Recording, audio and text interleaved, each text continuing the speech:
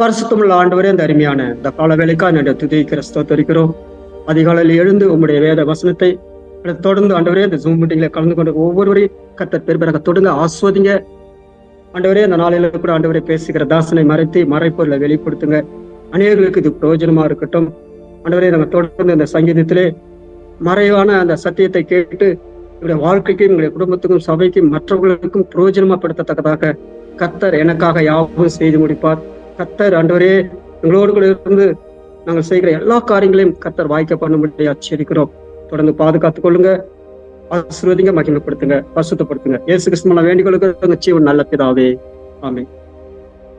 தொடர்ந்து சங்கீதம் 62வது சங்கீதத்தை நம்ம தொடர்ந்து பார்ப்போம். இயேசு கிறிஸ்து நாமத்தில் உங்களை யாவரையும் நான் வாழ்த்துகிறேன். இந்த 62வது சங்கீதத்தை 3 பிரிவுகளாக பிரிக்கலாம். 1 4 வரைக்கும் பகையின் சாபத்தை குறித்து விளங்குகிறது. 5 8 வரைக்கும் தாவீதுடைய நம்பிக்கை குறித்து பார்க்கிறோம். 9 12 தாவீதுடைய விண்ணப்பத்திற்கு தேவன் பதில் கொடுக்கிறார். நீங்க இதனுடைய பின்னணியை நம்ம பார்க்கும் பொழுது சங்கீதம் 62 அந்த தலைப்பில நீங்க பார்க்கும்போது எது என்னும் ராகத் தலைவனுக்கு ஒப்புவிக்கப்பட்ட தாவீதுடைய சங்கீதம். இந்த தாவீதுடைய பாடல் குழுவில 3 பேர் இருப்பார்கள். அதுல ஒருவன் தான் எதுத்தூன். இந்த எதுத்தூன் என்பவன் தாவீதின் காலத்திலே பாடல் குழு குறித்து ராகத் தலைவனுக்கு ஒப்புவிக்கப்பட்டது. 2 சாமுவேல் புஸ்தகம் 15ஆம் அதிகாரத்தை மையமாக வைத்து இந்த பாடல் 62வது சங்கீதத்தை எழுதப்பட்டிருக்குது. தாவீது 2வது ராஜாவாக அரசாண்ட பொழுது எருசலேம் தலைநகரமாக வைத்து அரசாண்டார். தாவீதின் குமாரனாகிய அப்சலோம் தனக்கு பட வீரர்களுக்கு இராணுவம் சேர்த்துக் கொண்டு எப்ரோனில் தன்னைத்தான் ராஜாவாகிய கொண்டான். அது மட்டுமல்ல, தாவீதுக்கு விரோதமாக படையெடுத்து புறப்பட்டு போனான். தாவீது பிரதான ஆசாரியனாக இருந்தான். அகித்தோப்பில் தாவீது விட்டு அப்சலோம் கூட சேர்ந்து விட்டான். நகரத்துக்கு சிலர் அப்சலோம் ஆதரவாளராக இருந்தார்கள். தாவீது மிகவும் நொறுக்கப்பட்ட சூழ்நிலையில் எருசலேமை விட்டு வெளியேறினான். 2 சாமுவேல் புஸ்தகம் 15ஆம் அதிகாரத்தில் 30வது வசனத்தின்படி தாவீது தன் முகத்தை மூடி வெறுங்காலால் நடந்து அழுது கொண்டே ஒலிவு மலைக்கு ஏறி போனான். அவனோடு கொடுத்த சகல ஜனங்களும் முகத்தை மூடி அழுது கொண்டே ஏறினார்கள். தாவீது தனக்கு சொந்த குமாரன் அப்சலோம் விரோதமாக எழுந்து சத்துருவாக நிற்கிறான். மற்றொரு புறம் பிராண சிநேகிதன் நண்பன் அகித்தோப்பன் தனக்கு விரோதமாக துரோகம்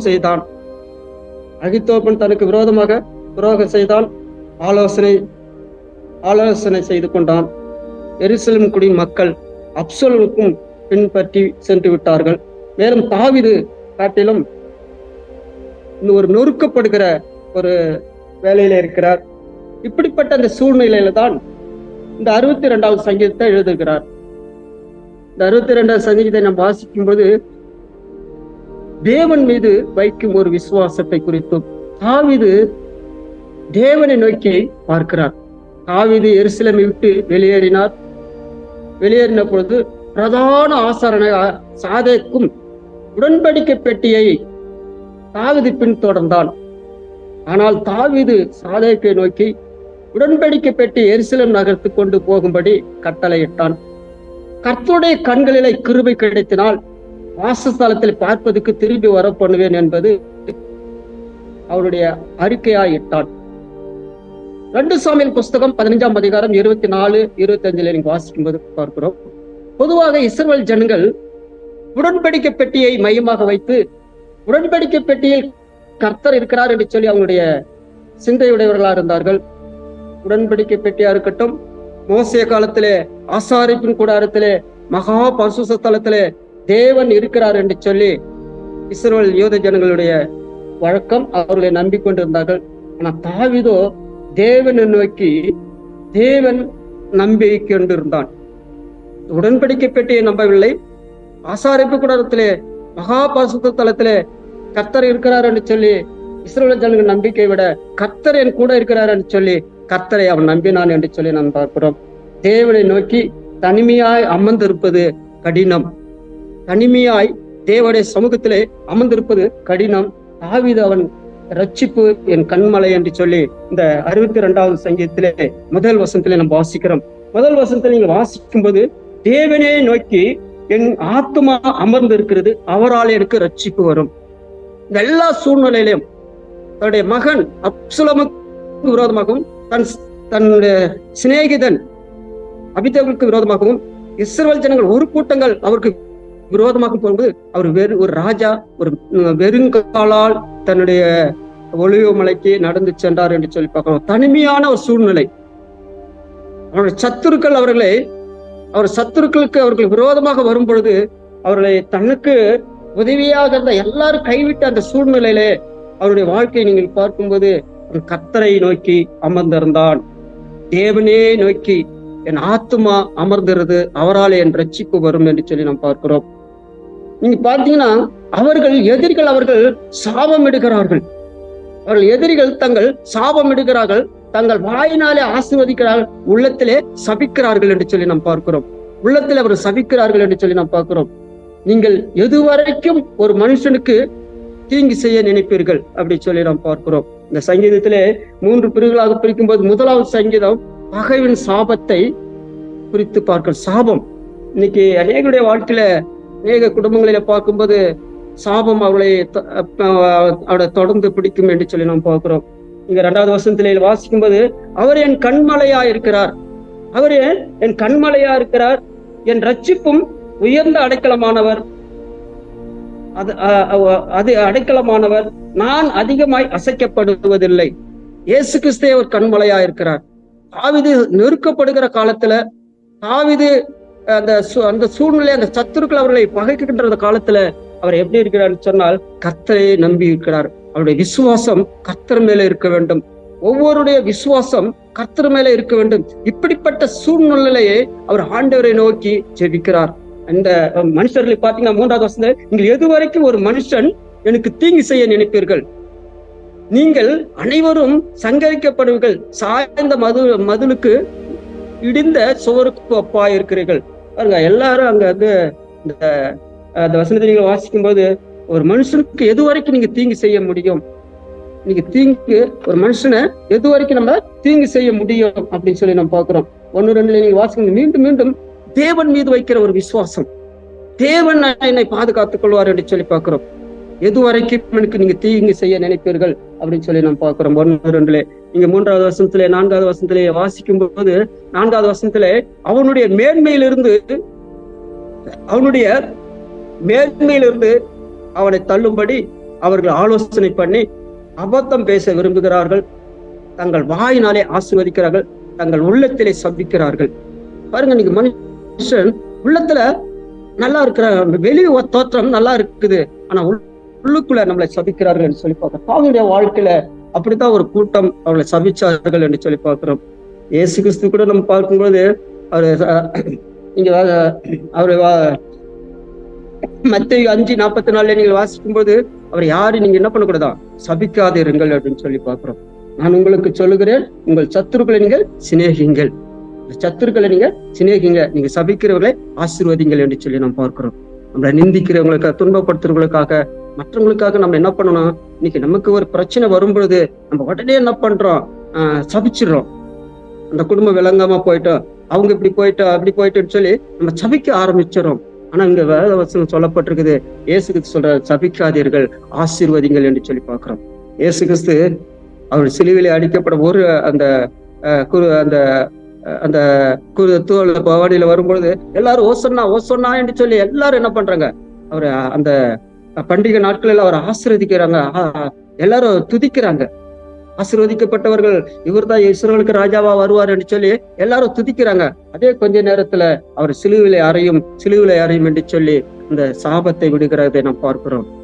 இன்னைக்கு நம்முடைய வாழ்க்கையில உள்ளத்துல நிறைய பேர் தங்களை ஆசீர்வதிக்கிறாங்க. மாயமான கிறிஸ்துவர்கள், மாயமான பாஸ்டர்கள், மாயமான தோட்டத்துல இன்னைக்கு வாழ்ந்து கொண்டு இருக்கிறார்கள். அப்படிப்பட்டவர்களை பார்த்து தான் சொல்ற தாவீதுங்க, நீங்க உள்ளத்துல நீங்க எது வரைக்கும் எனக்கு தீமை செய்யுங்க, நான் எனக்கு இது வரைக்கும் நீங்க தீமை செய்து கொண்டு இருக்கிறீங்க, ஆனாலும் கூட நீங்க என்ன பண்ணுங்க, நீங்க சபிக்கிறீங்க அப்படின்னு சொல்றாரு. 5 நீங்கள் 8 வசனங்களை வாசிக்கும் போது தாவீது கர்த்தரை மீண்டுமாக ஆண்டவரே நம்பி இருக்கிறார். அவன் மீண்டும் மீண்டும் கர்த்தர் மேல வைக்கிற ஒரு நம்பிக்கை தான். கர்த்தர் மேல நம்பிக்கிற ஒரு பாடுகளின் மத்தியில, கஷ்டங்கள் மத்தியில, போராட்டங்கள் மத்தியில அவர் ஆண்டவர் மேல் வைக்கிற ஒரு விசுவாசம். 5வது வசனத்துல நீங்க வாசித்தீங்கன்னா, என் ஆத்மாவே தேவனையே நோக்கி அமர்ந்திரு, நான் நம்புவது அவராலே வரும். ஆனா ஆண்டவர் தான் நம்பி இருக்கிறார். அப்சலோம் என்னுடைய சொந்த குமாரனே எனக்கு எதிரியாக மாறிவிட்டான். என்னை நேசித்த எனக்கு பிராண சிநேகிதன் அகிதோப்பேல் எனக்கு விரோதமாக மாறிவிட்டான். இந்த எருசலேம் நகரத்துல எனக்கு விரோதமாக ஒரு கூட்டம் இன்னைக்கு எழும்பி சத்துருவாக இருக்கும் போதுல ஆண்டவரே நான் நம்பி இருக்கிறேன். இப்படிப்பட்ட இந்த சூழ்நிலையில நம் கர்த்தரை நம்பி இருக்க வேண்டும் என்று சொல்லி பார்க்கிறோம். 6வது வசனத்துல நீங்க வாசிக்கும் போது அவரே என் கண்மலையின் அப்படின்னு சொல்லப்பட்டிருக்குது. அவரே என் கண்மலையின் என் ரட்சிப்பும் என் உயர்ந்த அடைக்கலமானவர், நான் அசைக்கப்படுவதில்லை. கர்த்தரை நம்பி இருக்கிறவர்கள் ஒரு பொழுதும் அசைக்கப்படுவதில்லை. கர்த்தரை நம்பி வாழ்கிற பிள்ளைகள் ஒரு பொழுதும் நம்ம என்ன பண்ண மாட்டோம், அசைக்கப்பட மாட்டோம்.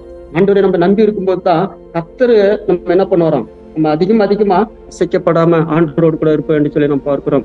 இந்த தாவீதுடைய வாழ்க்கையில ஒரு பயங்கரமான ஒரு சூழ்நிலை, ஒரு சோர்ந்த இந்த சத்துருகள் மத்தியில இப்படிப்பட்ட அந்த சூழ்நிலையில இந்த ஜெபத்தை இந்த பாட்டுல இந்த பாடலாக இந்த ராக தலைவன் பாடுகிறதை நம்ம பார்க்கிறோம். இன்னைக்கு நம்முடைய வாழ்க்கையில நம்ம கர்த்தரை நம்பி இருக்கும்போது கர்த்தர் நம்மளை உயர்ந்த அடைக்கலத்தில் வைப்பார். அவன் என்னிடத்தில் வாஞ்சியாக இருக்கிறபடினால் அவனை நான் என்ன பண்ணுவான், உயர்ந்த அடைக்கலத்துல வைப்பேன் என்று சொல்லி நம்ம ஆண்டவரிடத்துல நம்ம வாஞ்சியா இருக்க வேண்டும். ஒரு நல்ல கிறிஸ்துவ பிள்ளைகள், நல்ல ஆண்டவரை ஏற்றுக்கொண்ட பிள்ளைகள் தாவீதுடைய பாடத்துல நம்ம கற்றுக்கொள்ளும் போது நம்ம தனிமையா இருக்கும்போது ஆண்டவரோடு கூட என்ன பண்ணுவோம், அதிகமா நம்ம செபிப்போம். ஆண்டவர் எனக்கு இருக்கிறாருன்னு சொல்லி நம்ம பார்த்தோம். அடுத்தது நீங்க அந்த 7வது வசனத்துல நீங்க வாசித்தீங்கன்னா, என் ரட்சிப்பு என் மகிமையும் தேவனிடத்தில் இருக்கிறது, பேலனும் கண்மலையும் என் அடைக்கலமான தேவனா இருக்கிறார். ஆண்டவர் தான் கண்மலையா இருக்கிறார். ஆண்டவர் தான் என்னை உயர்த்துவார். ஆண்டவர் தான் என்னை ஆசீர்வதிப்பார் என்று சொல்லி பார்க்கிறோம். இந்த கண்மலையும் என்று சொல்லும் போது ஆண்டவருடைய வாழ்க்கையில அந்த ஆண்டவர் தான் நமக்கு இயேசு கிறிஸ்து அந்த கண்மலையை என்ன பண்றாரு, இயேசு கிறிஸ்துவா இருக்கிறார். அதனால நம்ம ஆண்டவருடைய பிள்ளைகளா இருக்கும்போது நம்ம ஆண்டவரை நம்பி போகும்போது கர்த்தர் நம்முடைய வாழ்க்கையில ஒரு பெரிய ஆசீர்வாதம். 8வது வசனத்துல நீங்கள் வாசிக்கும் பொழுது, ஜனங்களை எக்காலத்திலையும் அவரை நம்புங்கள், அவர் சமூகத்தில் உங்கள் இருதயத்தை ஊற்றி விடுங்கள், தேவன் நமக்கு அடைக்கலமா இருக்கிறார். பாருங்க, ஆண்டவர் சொல்றாருங்க தாவீதுடைய இந்த சங்கீதத்துல 8வது சங்கீதத்துல நீங்க வாசிக்கும் போது, ஜனங்களே எக்காலத்திலும் அவரை நம்புங்கள். எந்த சூழ்நிலை வந்தாலும் சரி, எந்த பிரச்சனைகள் வந்தாலும் சரி, எந்த பாடுகள் வந்தாலும் சரி, நீங்கள் யாரை நம்ப வேண்டும் என்று சொன்னால் நீங்கள் கர்த்தரையே நம்பியிருங்க. அவர் சமூகத்தில் உங்கள் இருதயத்தை ஊற்றி விடுங்கள், தேவன் நமக்கு அடைக்கலமாக இருக்கிறார். நம் தேவனுடைய சமூகத்துல போயிட்டு நம்முடைய குறைகள், நம்முடைய தேவைகள் எல்லாவற்றையும் நம்ம ஊற்ற வேண்டும்.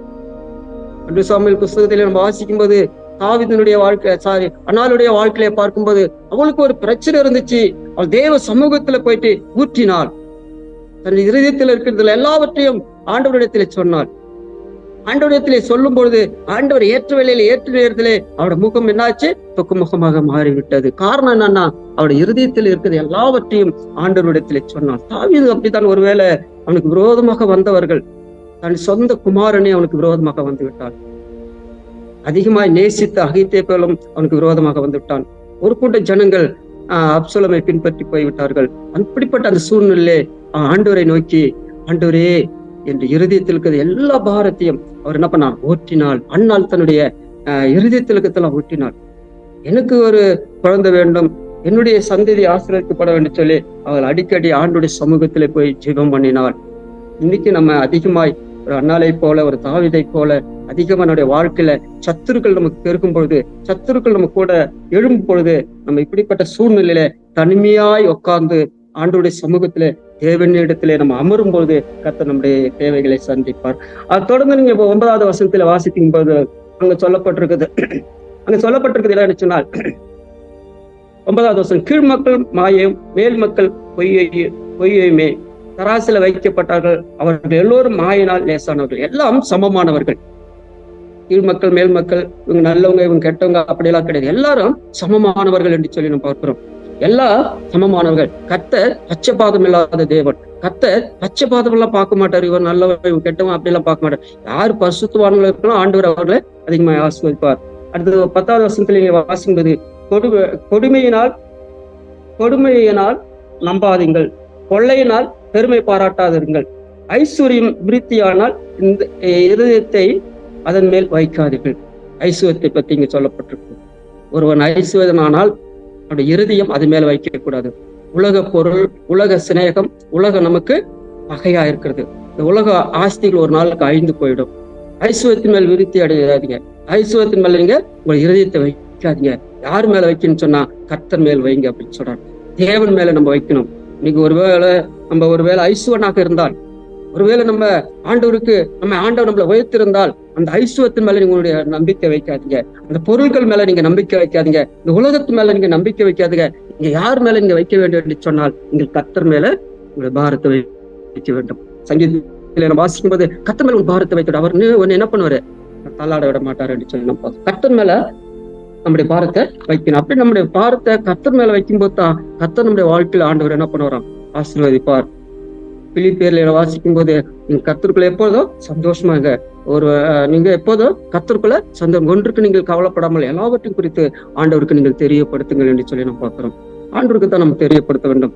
ஆண்டவருடைய பிள்ளைகள் நமக்கு ஒருவேளை ஐஸ்வரன் இருக்கும்போது ஆண்டவரை நீங்க பிரியப்படுத்தும் போது கர்த்தருடைய வாழ்க்கைனா ஒரு ஆசீர்வாதமா இருக்கும். அடுத்தது நீங்க வாசிக்கும் போது 11வது வசனத்தில் நீங்க வாசிக்கும் போது, தேவன் ஒரு தரம் விரும்பினார், 2 தரம் கேட்டிருக்கிறார், வல்லமை தேவனுடையது என்பது. நம்ம ஜெபிக்கும் பொழுது ஆண்டவர் கேட்டுக்கொண்டிருக்கிறார். ஒரு தரம் 2 தரம் கேட்டுக்கொண்டிருக்கிறார், தேவனுடையது. அப்ப நம்ம ஆண்டவருடைய வல்லமை, அவருடைய வல்லமை அதிசயமானது, அவருடைய வல்லமை அற்புதமானது. அவர் வல்லமை குறித்து நம்ம பார்க்கிறோம். இயேசு கிறிஸ்து இந்த பூமிக்கு வந்தது ஒரு பெரிய வல்லமை. ஆண்டவருடைய அந்த வல்லமையினால இன்னைக்கு இந்த உலகத்தை, இந்த பூமியை சிருஷ்டித்தார். அப்படிப்பட்ட அந்த வல்லமையுடைய ஆண்டவர் நம்ம ஜெபத்துக்கோ அல்லது நம்ம எல்லாவற்றுக்கும் அவர் பதில் தருவார். எப்படின்னா நம்ம ஆண்டுடைய பிள்ளைகளா இருக்கும்போது, ஆண்டவருடைய நம்முடைய எல்லாவற்றும் ஆண்டுடைய சமூகத்துல நம்ம வீட்டும் போது தான் கர்த்தர் நம்முடைய வாழ்க்கையில என்ன பண்ணார், ஆண்டவரை ஆசீர்வதிப்பார் என்று சொல்லி பார்க்கிறோம். அந்த இன்றைய நாட்களில முதலாவது நம்ம கற்றுக்கொள்ள ஒரு பாடம் என்ன சொன்னா, ரட்சிப்பு கர்த்தருடையது. ரட்சிப்பு கர்த்தர் முதல் வசனத்துல வாசிக்கும் போது ரட்சிப்பு வரும் அப்படின்னு சொல்லப்பட்டிருக்குது. ரட்சிப்பு வரும் என்று சொல்லி நம்ம பார்க்கிறோம். தேவனை நோக்கி என் ஆத்மா அமர்ந்தது, அவராலே என் ரட்சிப்பு வரும். தேவனை நோக்கி இருக்கும்போது நீங்க ஏசாயா 12:2 நீங்க வாசிக்கும், இதோ தேவனை ரட்சிக்கிறவர்கள் பயப்படாமல் நம்பிக்கையா இருப்பார்கள். ஏசாயா 12ஆம் அதிகாரம் 2வது வசனத்துல நீங்க வாசிக்கும் போது தேவனிடத்துல நமக்கு என்ன பண்ண ரட்சிப்பு வரும். அப்ப நம்ம பயப்படாமல் நம்பிக்கையுடன் இருப்போம். கர்த்தராகிய யெகோவா என் பெலனும் என் கீதமானவர், அவர் எனக்கு ரட்சிப்புமானவர் என்று சொல்லி பார்க்கிறோம். சங்கீதம் 27:1 நீங்கள் வாசிக்கும் போது கர்த்தர் என் வெளிச்சம், என் ரட்சிப்பு அப்படின்னு சொல்லி நம்ம பார்க்கிறோம். 1 தீமோத்தேயு 4:10 நீங்கள் வாசிக்கும் போது அங்க சொல்றாரு, விசுவாசத்தை கொண்டு நாங்கள் ரட்சிக்கப்பட்டிருக்கோம், ஜீவனுள்ள தேவன் மேல நம்பிக்கை வைத்திருக்கிறோம். ஜீவனுள்ள தேவன் மேல நம்ம நம்பிக்கை வைத்திருக்கிறோம் சொல்லிக்கிறோம். பிலிப்பியர் 2:12 நீங்க வாசிக்கும் போது அதிக பயத்தோடும் நடுக்கத்தோடும் ரட்சிப்பை நிறைவேற்ற பிரயாசப்படுங்கள் அப்படின்னு சொல்றாரு. பவுல் சொல்லும்போது அதிக பயத்தோடும் நடுக்கத்தோடும் உங்கள் ரட்சிப்பை நிறைவேற்ற பிரயாசப்படுங்கள். நம்முடைய வாழ்க்கை ரட்சிப்பு ரொம்ப முக்கியம். ரட்சிப்பு ரொம்ப முக்கியம். எப்ப நம்ம ரட்சிக்கப்பட்டோமோ அந்த மரணம் வந்து அந்த ரட்சிப்பை நம்ம பாதுகாத்துக் கொள்ள வேண்டும். சகோதரனுடைய வாழ்க்கையில நம்ம பார்க்கும்போது அவனுடைய வாழ்க்கையில அந்த லூக்கா 19:1-10 நீங்க வாசிக்கும் போது ஆண்டவரை நோக்கி, இன்றைக்கு இந்த வீட்டுக்கு ரட்சிப்பு வந்தது, ஆபிரகாம் குமாரனாக இருக்கிறான், எழுந்த பொழுது தேடவும் ரட்சிக்கவும் மனுஷகுமார் அந்த பூமிக்கு வந்தாருன்னு சொல்லி சகோதரனுடைய வாழ்க்கையில பார்க்கும்போது இயேசு கிறிஸ்து எப்படிப்பட்டவரோ அவர் பார்க்க வேண்டும் சொல்லி ஒரு ஆசை இருந்துச்சு. எப்படியாவது இயேசு கிறிஸ்து பார்க்கணும். அவர் அநேகளுக்கு நன்மை செய்கிறார், அநேகளுக்கு பாவத்தை மன்னிக்கிறார், அநேக இந்த பூமியில இந்த உலகத்துல வந்து அநேக ஆசீர்வதிக்கிறார் சொல்லி அவனுடைய வாழ்க்கை எப்படி இருந்துச்சுன்னா எப்படியாவது போய் இயேசு கிறிஸ்து பார்க்கணும்னு சொன்னாரு. அதனாலதான் இயேசு கிறிஸ்து அங்கே அவருடைய வீட்டுக்கு போகும்போது இன்றைக்கு இந்த வீட்டுக்கு ரட்சிப்பு வந்துச்சு. ரட்சிப்பு ரொம்ப முக்கியம். 2வது நீங்க வாசிக்கும் போது இதுல இருந்து இன்னைக்கு நிறைய நமக்கு உண்டு. தாவீதுக்கு நிறைய சத்துருக்கள் இருந்தார்கள். அந்த சத்துருக்கள் மத்தியில யாரை நம்ம நோக்கி பார்க்கணும்னா நம்ம கர்த்தரையே நோக்கி நம்ம பார்க்க வேண்டும். சங்கீதம் 23:5 நீங்க வாசிக்கும் போது, சத்துருக்களுக்கு முன்பாக நீர் எனக்கு ஒரு பந்தியை ஆயத்தப்படுத்தி என்னை நாள் என்ன பண்ணுங்க, அபிஷேகம் பண்ணுங்க. சத்துருக்கள் மத்தியில கர்த்தர் உங்களை உயர்த்துவார். சத்துருக்கள் மத்தியில ஆண்டவர் உங்களை என்ன பண்ணுவாரு, உயர்த்துவார். நமக்கு நிறைய சத்துருக்கள் இருக்கலாம். நம்ம சத்துரு நம்முடைய வீட்டாரே என்று சொல்லப்பட்டிருக்குது. சத்துரு நம்ம சபையில இருக்கலாம், அல்லது நம்ம குடும்பத்துல இருக்கலாம், சமுதாயத்துல இருக்கலாம், எங்க வேணாலும் சத்துரு வந்து கொண்டே இருப்பான். இந்த சத்துருக்களை ஜெயிக்க வேண்டும் என்று சொன்னால் ஒரே ஒரு தாவீது தனிமையாய் போய் அதிகமாய் செபித்தார் என்று சொல்லி நம்ம பார்க்கிறோம். இன்னைக்கு சத்துருக்களை நம்ம செபிக்க வேண்டும்னா நம்ம அதிகமா என்ன பண்ணோம், சத்துருக்களை நம்ம நேசிக்கணும்னு சொல்லி நேசிக்க சொல்றாரு. இன்னைக்கு நம்முடைய வாழ்க்கையில நம்ம எப்படிப்பட்டவளா இருக்கிறோம், சத்துருக்களை நம்ம நேசிக்கும் போது கர்த்தர் நம்முடைய வாழ்க்கையில ஆசீர்வதிப்பார்.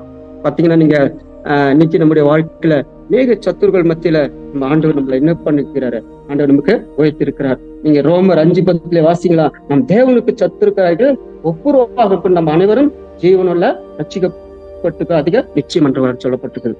நம்ம தேவனுக்கு சத்துருகளா இருக்கையில் ஒப்புருவாக்கப்பட்ட பின்புதான் அவனுடைய வாழ்க்கை ஜீவனுள்ள ரட்சிக்கப்பட்டு அதிக நிச்சயம் அல்லவா அப்படின்னு சொல்லி ரோமர்ல நம்ம பார்க்கிறோம். இன்றைக்கு நம்முடைய வாழ்க்கை எப்படிப்பட்டதா இருக்கிறது? வேதத்துல அநேக இடங்களில் நம்ம பார்க்கும்போது இந்த கெட்ட குமாரனுடைய வாழ்க்கை நீங்க தெரியும் உங்களுக்கு. இந்த கெட்ட குமாரன் என்ன பண்ணான்? தன்னுடைய தகப்பனுக்கு விரோதமாக என்ன பண்ணான்? தன்னுடைய சொத்தெல்லாம் ஆஸ்தியெல்லாம் என்ன பண்ணான்?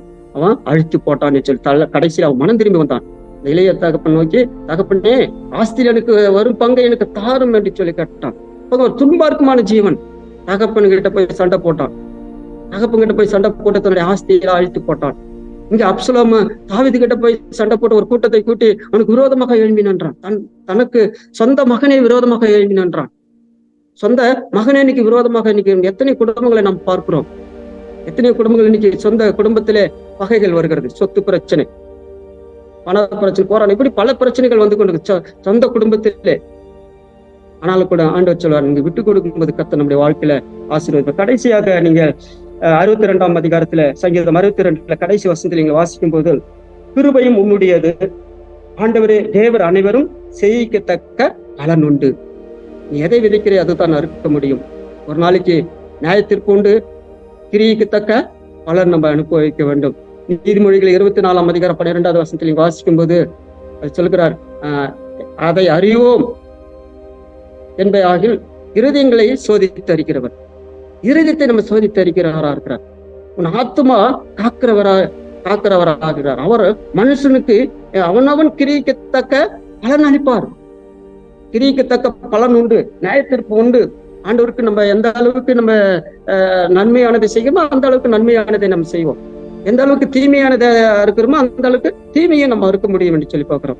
மத்தேயு 16ஆம் அதிகாரம் 26ஆம் அதிகாரம் 27 நீங்க வாசிக்கும் போது, மனுஷன் உலகம் முழுவதும் ஆதாயப்படுத்தி கொண்டாலும் தன் ஜீவனை அவன் நஷ்டப்படுத்தி கொண்டிருக்கிறான். லாபம் என்ன? மனுஷன் தன் ஜீவனுக்கு ஈடாக என்னத்தை கொடுப்போம்? உலகத்தை நீங்க ஆதாயப்படுத்தி கொண்டு இருக்கிறோம். உலகம் நீங்க ஓடிக்கொண்டு இருக்கிறோம். அநேகர் பணம் சம்பாதிக்கிறோம், பொருள் சம்பாதிக்க, வீடு வாங்கணும், கார் வாங்கணும், பங்களா வாங்கணும், உலகத்தோடு ஓடிக்கொண்டு இருக்கிறார். கிறிஸ்தவர்கள் இன்னைக்கு ஓடிக்கொண்டு இருக்கிறார்கள்.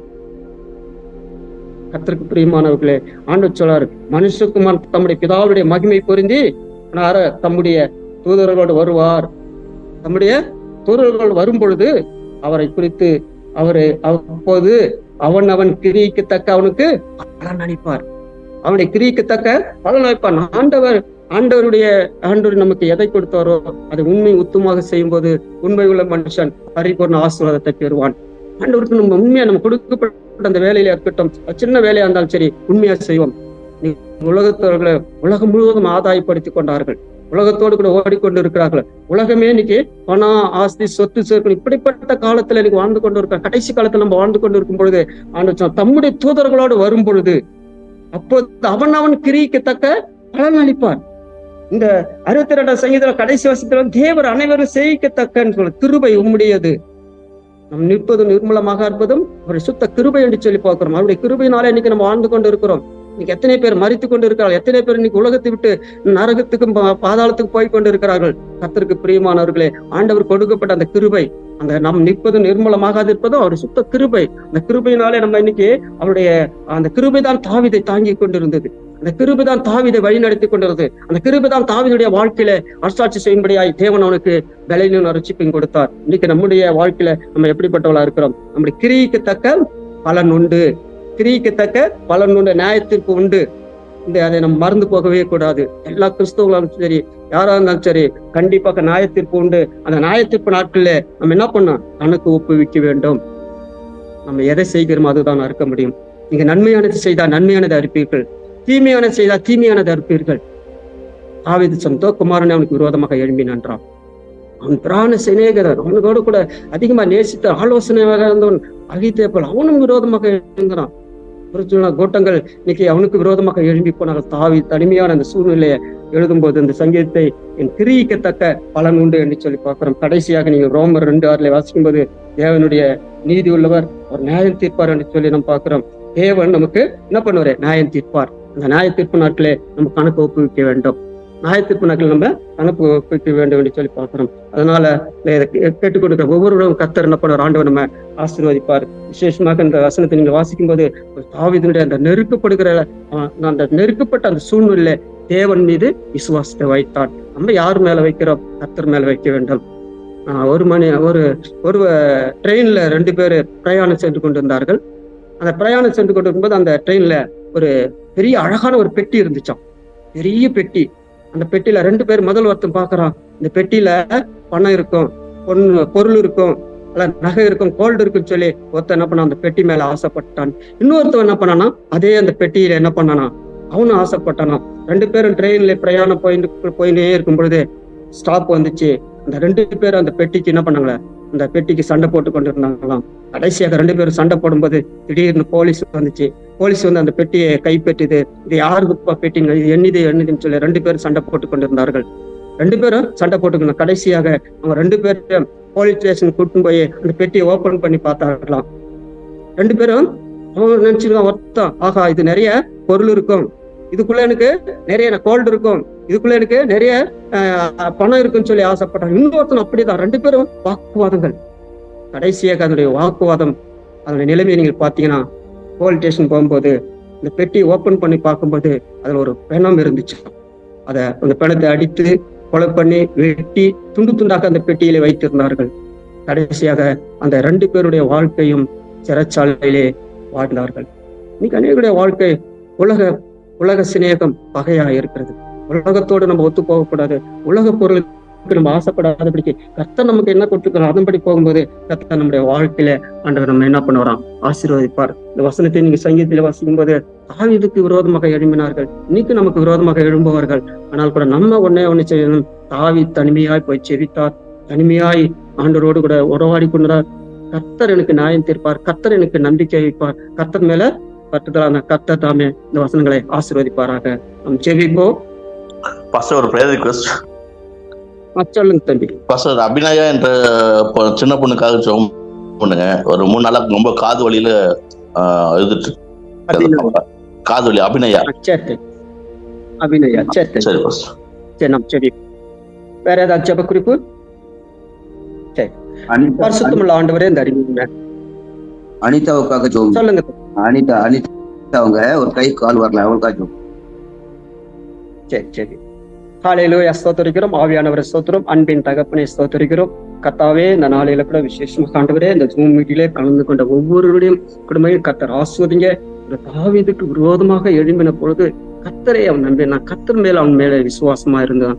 கர்த்தர் அவனை என்ன பண்ணார், ஆண்டவர் அவனோட தேற்றினார். அசைக்கப்படுவதில் கர்த்தர் என் பக்கத்துல இருந்து நான் அசைக்கப்படுவதில்லை, கர்த்தர் எனக்காக யாவும் செய்து முடிப்பார், கிரிக்கு தக்க பலன் உண்டு என்று சொன்னது தேவன். ஆண்டவரே, இந்த சங்கீதத்துல நாங்கள் மறைப்பொருளை தேவன் வெளிப்படுத்துங்க, அதை கற்றுக்கொண்டதுக்காக நன்றி செலுத்துகிறோம். விசேஷமாக ஆண்டவரே, அருமையாக ஆண்டவரே அபிநாய்க்கா செபிக்கிறோம், அருமையான அனிதாக்கா செபிக்கிறோம். கர்த்தர் ஆண்டவரே அபிநாவை ஆஸ்வதிங்க. பிள்ளைகளுக்கு அந்த காது வழியிலிருந்து கர்த்தர் விடுதலை கொடுங்க. இசப்பா நீர் ஒரு சுகத்தை அற்புதத்தை கட்டளிடுங்க. அனிதாக்கா செபிக்கிறோம். கர்த்தர் ஆண்டவரே தொடர்ந்து அந்த ஜெபிக்கிறோம். அனிதாவோட அந்த காலில் இருந்து இயேசுவின் நாமத்தினால அப்புறம் தொடுத்துங்க, சுகத்தை கொடுங்க. ஆண்டவரே, அந்த நாளையில கூட ஆண்டவரே இந்த கல்வார் திருச்சபைக்கா செபிக்கிறோம், அண்ணாக்கா செபிக்கிறோம், அக்காக்கா செபிக்கிறோம். ஆண்டவரே, கொடுக்கப்பட்ட 3 பிள்ளைகளுக்கா செபிக்கிறோம், 3 பேர பிள்ளைகளுக்கா செபிக்கிறோம். கர்த்தர் ஆண்டவரே தொடர்ந்து நீங்க ஆஸ்வதிக்க மகிமைப்படுத்துங்க. விசேஷமாக ஆண்டவரே திலகநகர் திருச்சபைக்கா செபிக்கிறோம். அந்த திருச்சபை கட்டப்பட தேவையான பணத்தேகளை வானத்தையும் பூமியும் படைத்த கர்த்தரத்திலிருந்து ஒத்தாசை அனுப்புங்க, சீக்கிரமா கட்டி முடிக்க. தேவன் தாமே ஆண்டவரே அந்த இடத்துல ஆராதிக்க துதிக்க ஒரு பெரிய எழுப்புதலை கட்டளிடுங்க. ஆண்டவரே, இதை கேட்டுக்கொண்டிருக்கிற ஒவ்வொருவரையும் நீங்க ஆஸ்வதிங்க, அவருடைய குடும்பங்களை ஆஸ்வதிங்க. ஆண்டவரே, அவருடைய வாழ்க்கையை ஆசீர்வதிக்கும்படியா ஜெபிக்கிறோம். தொடர்ந்து பாதுகாத்துக் கொள்ளுங்க, பரிசுத்தப்படுத்துங்க. பிதா குமாரன் பரிசுத்த ஆவியால ஆசீர்வதிக்கிறோம். இயேசு கிறிஸ்து வெளியேற்பட்டு நாம் ஜெபிக்கிறோம். நிச்சயம் நல்ல பிதாவே. ஆமென்.